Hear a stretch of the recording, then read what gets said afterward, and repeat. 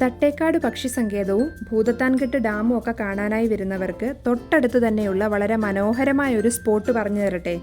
കേരളത്തിലെ ഒരു mini Switzerland എന്നൊക്കെ പറയാവുന്ന വളരെ മനോഹരമായ ഒരു സ്ഥലം.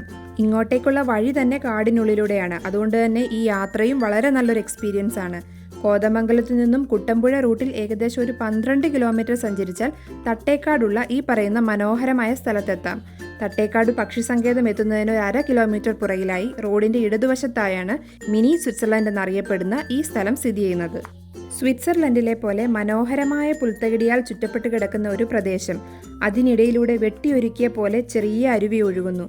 ദൂരെയായി തണൽ വിരിച്ചു വലിയ വലിയ മരങ്ങൾ കാണാം. പുൽത്തകിടിയും നീരുറവയും തണൽ മരങ്ങളും ഒക്കെ നമുക്ക് വേറെ ഏതോ ഒരു നാട്ടിലേക്ക് ചെന്നൊരു ഫീലാണ് തരുന്നത്.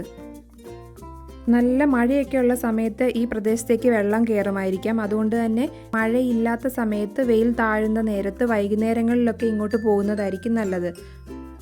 ഈ പുൽത്തകിടിയുടെ ഒരു വശത്തായി മരങ്ങളും കുറ്റിച്ചെടികളും നിറഞ്ഞ ചെറിയൊരു ഏരിയ ഉണ്ട്. അത് കടന്ന് അപ്പുറത്തെത്തിയാൽ കാണുന്നത് ഇപ്പോൾ കണ്ടതിലും മനോഹരമായൊരു പ്രദേശമാണ്. വിശാലമായ ഒരു പുഴയുടെ തീരം. അവിടെയും പച്ചപ്പുൽ നിറഞ്ഞു നിൽക്കുന്നു. അവിടുത്തെ ഭംഗി പറഞ്ഞറിയിക്കാൻ പറ്റില്ല. അത് കണ്ടു തന്നെ അറിയണം. അങ്ങ് ദൂരത്തായി വലിയൊരു മല, മലയുടെ താഴത്തെന്ന പോലെ ഒഴുകുന്ന പുഴ, പുഴയ്ക്ക് കുറുകെ ഒരു പാലം, പുഴയുടെ തീരത്തായി ഒരു ക്ഷേത്രം. നമ്മൾ ചില സിനിമകളിലൊക്കെ പാട്ടിലൊക്കെ കാണുന്ന ഒരു സീനുണ്ടല്ലോ, അത് തന്നെയാണ് നമുക്ക് അവിടെ ചെന്നാൽ കാണാൻ സാധിക്കുന്നത്. അത്ര മനോഹരമാണ് ആ പ്രദേശം.